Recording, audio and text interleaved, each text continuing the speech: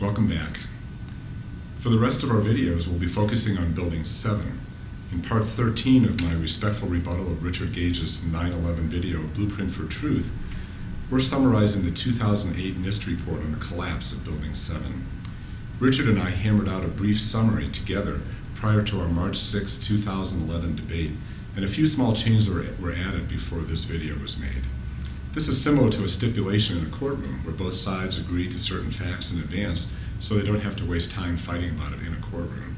Here we both stipulated to what NIST said regarding the collapse of Building 7 on 9/11, so everyone could better understand what we've been debating about. I told Richard that in our debate I didn't want to just parrot the official story of Building 7 as presented by NIST, but to advocate for some kind of natural collapse scenario. Since NIST did not really analyze the details of the collapses themselves, there really isn't an official story after the collapse begins anyway. I've also found out that there are some minor differences of opinion among some scientists and scientific organizations about exactly what happened in Building 7 behind that perimeter wall. The consensus I've found among scientific people who are dissenters is that they agree 95 to 97 or 99% with NIST, and then they hypothesize a few details about the collapse itself and propose a few variations on the NIST collapse initiation theory. There is some controversy around my use of the term natural collapse. Richard Gage found it an acceptable moniker for what I was advocating, but several people independently have said that it makes it sound so, well, natural. Well, there's nothing natural, obviously, about jet planes crashing into steel-framed buildings, and we all agree that the buildings were destroyed, me by planes and fires, and Richard believing it's by controlled demolition. So the term natural collapse is a generic term I came up with because I believe that after those planes crashed and those fires started, the destruction of the three buildings was the natural consequence of the destructive forces at work, according to the generally understood laws of physics. Plus, I don't want the moniker of defender of the official story to limit my research or, frankly, to turn my audience off completely. Richard Gage agrees that this is a good summary of NIST's position, but of course he disagrees with the NIST report itself. We'll talk about that soon.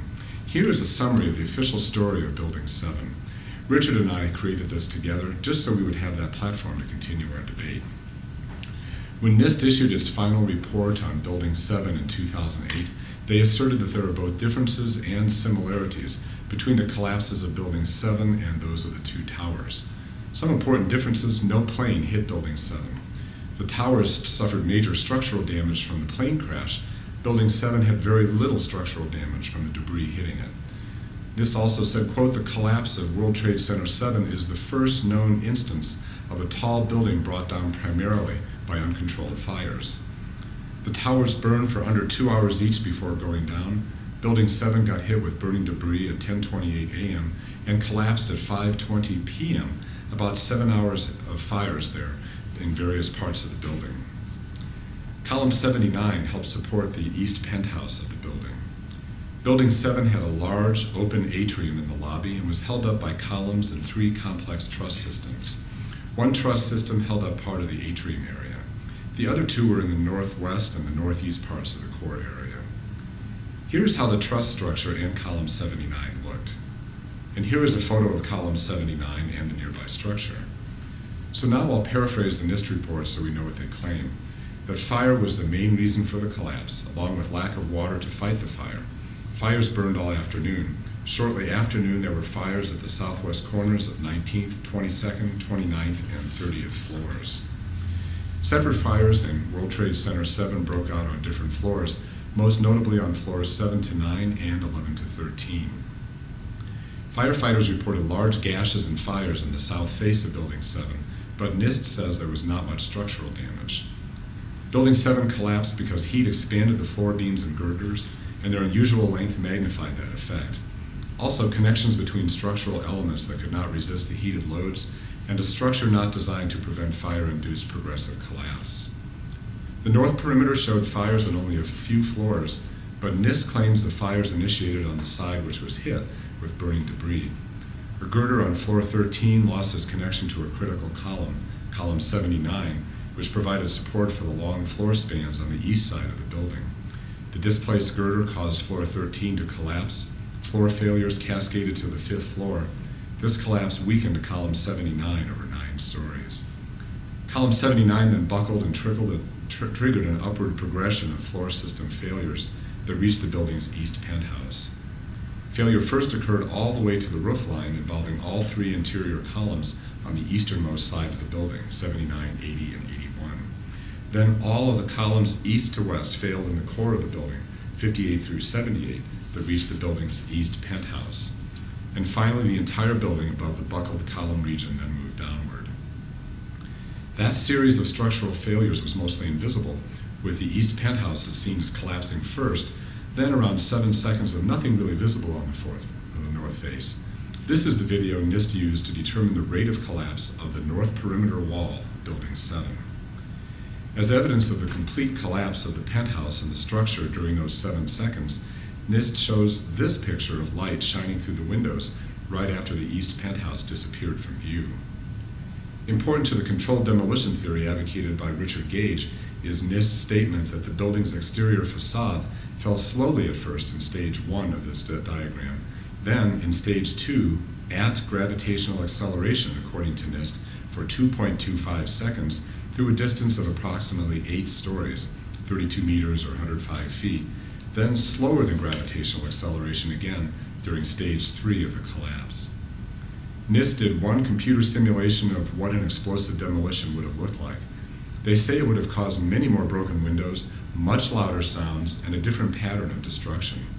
This is an explosive scenario, but it is not a simulation of what a thermate burning of the columns might have looked like. There are several scientists now who have proposed variations on the NIST theory for Building 7. Arthur Scheuermann and Ryan Mackey both focus on the long span beams expanding, sagging, and then contracting when the fire moved away. The Council on Tall Buildings and Urban Habitat, the University of Edinburgh, the Arup, and others have issued their own scientific criticisms of some details of the NIST report. Richard Gage considers the idea that the failure of a single column could bring about the global collapse of a 47-story steel frame building preposterous. In our debate, he also made the incredible claim that, quote, NIST fabricated a new phenomenon of thermal expansion, close quote. Now, he's also said this in speeches before, and in making this claim, he's denying an extremely obvious fact. That fact is that steel expands when it is heated. Even his fellow 9/11 controlled demolition researchers disagree with him on this. They at least acknowledge that thermal expansion happens, but they still ask how can thermal expansion cause total collapse of a tall steel frame building when it has never happened before. He also asserts that fires did not engulf Building 7 nearly as completely as the fires that attacked other buildings, which stood up. Most importantly in his mind, he asks how can a building collapse at free fall acceleration through the path of greatest resistance for even 2 seconds? And he challenges the NIST computer models and asserts that they are impossible and even fraudulent. We'll look at these critiques in more detail in the upcoming videos. Just a few comments for right now. Modern computer simulations are way better than the tests that were available to people in the 1960s or even in the 1990s. In fact, these simulations were oftentimes being developed just to make it possible for NIST to do their research on the collapse of these 3 buildings. We're just getting good enough to begin to account for all the many variables in a large building collapse, especially when the collapse begins behind a standing facade and the mechanism of the collapse is therefore almost invisible. The NIST final report of 2008 is one of 6 natural collapse theories for Building 7 I have found. 3 others have variations on NIST theories, so I don't take the specifics of NIST as gospel. Behavior of long struts in fires is relatively new. These long struts are designed to allow for maximum open space to rent and for visual attractiveness in places like the atrium. Some scientists say NIST may not be taking into account the possibilities that after the struts expand, then they sag, as NIST says, but then when they cool and the fire moves on, it gets frozen into its sagged shape, but then it shrinks again as it cools, pulling in the exterior supports even more. David Scott, chair of the Council on Tall Buildings and Urban Habitat, responded directly to 9/11 activist accusations of fraud by NIST by writing, quote, "The Council does not cast doubt on what you call NIST's thermal expansion fairy tale. We believe that the failure was caused by thermal expansion, but perhaps the critical point of time was as the expanded beam returns back to its original position. This is part of the thermal expansion theory." So while he and others question the exact collapse sequence, they have not rejected the NIST findings outright. NIST now advises against unsupported long strut building design in the future, and their recommendations have been taken up by the International Code Council and the National Fire Protection Association.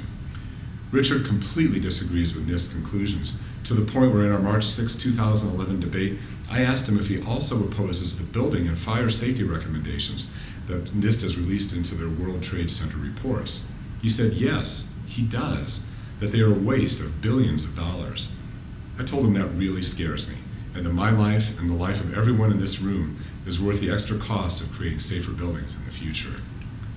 In part 14, we will look just how badly the fires were and whether the collapse was symmetrical. Not surprisingly, Richard Gage and I disagree on these issues too. Thanks for watching.